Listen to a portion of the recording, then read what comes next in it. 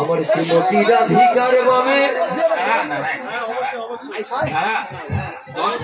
আপনাদের চায় আপনি অবশ্যই অবশ্যই। হ্যালো, জয়নগর, মজিরপুর, দশরা, ভবানপুর, উৎপল দাস অ্যাম্বুলেন্স চালায়, নীলপিঠ নানিয়াপাড়া বাড়ি।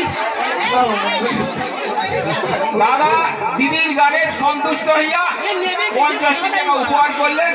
দিদি দিদি একটু গান, দিদি একটু গান।